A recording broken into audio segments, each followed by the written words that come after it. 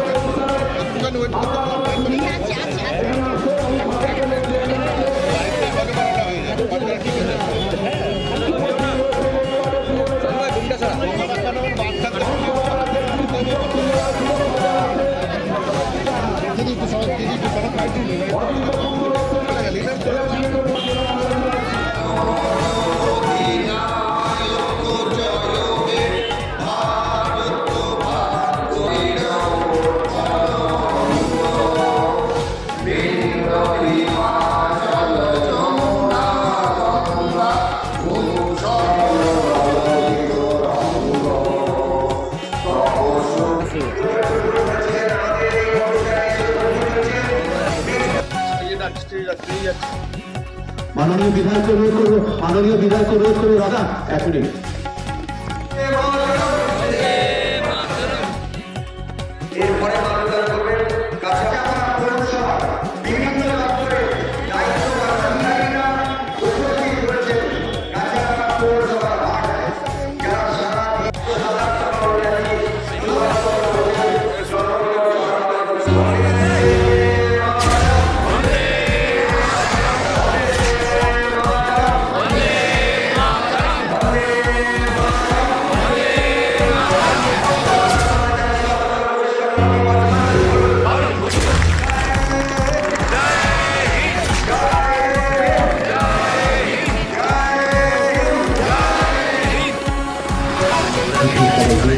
সংবাদ জানানো হলো বিবেকানন্দ মার্কেটের পক্ষ থেকে জানানো করছি।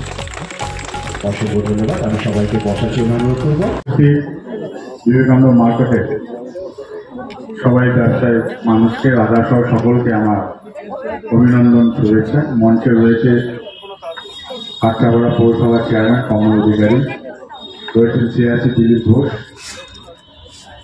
রয়েছেন কাউন্সিলর জনক সিং সিআইসি।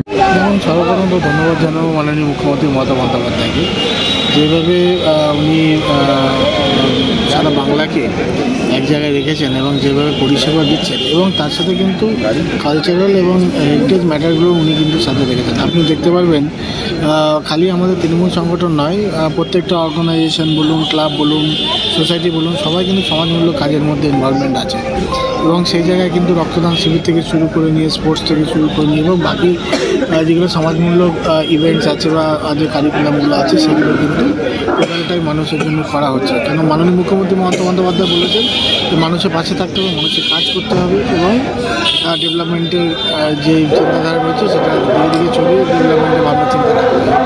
তো সেই ব্যাপার যেভাবে আপনারা জানেন যে আজকে 23শে জানুয়ারি আমরা সবথেকে one of the best freedom fighter বলতে পারি, যার জন্য আজকে আমাদের ইন্ডিয়ার যে ফ্রিডম আছে সেটা আমরা দেখতে পাচ্ছি।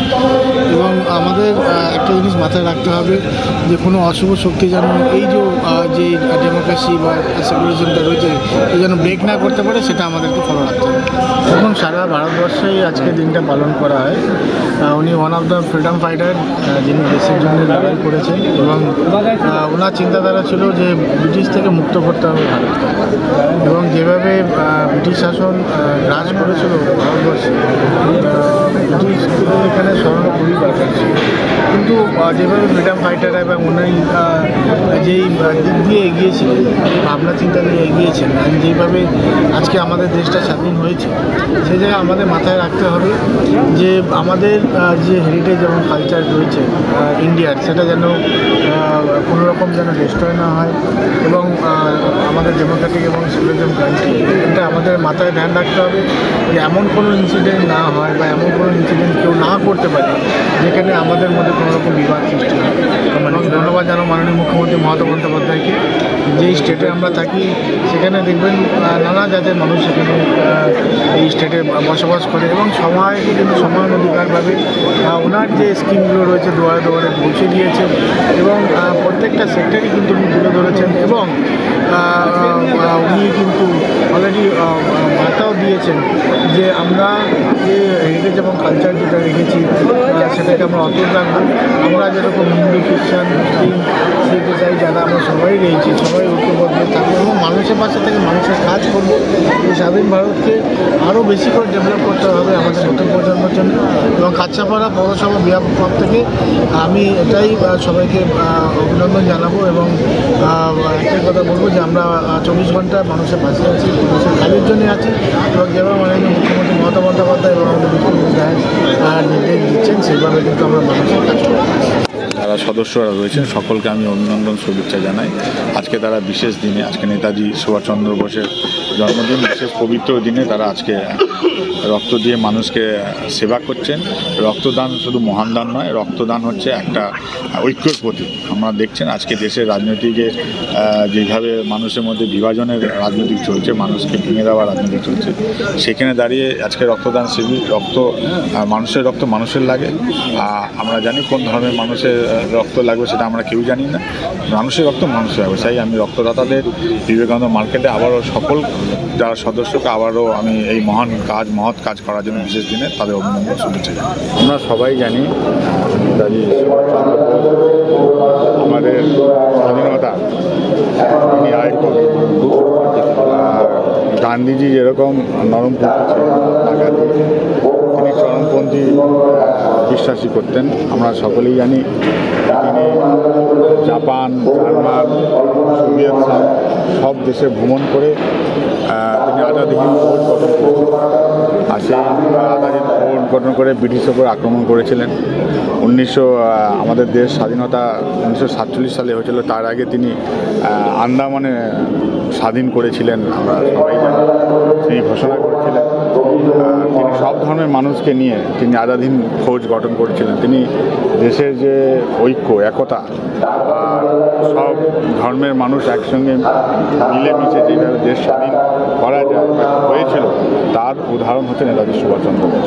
কাঁচাপাড়া থেকে শুভম কুমার রায়ের report. Smart world professional family সেলুনের তরফ থেকে জানাই শুভ বিজয়।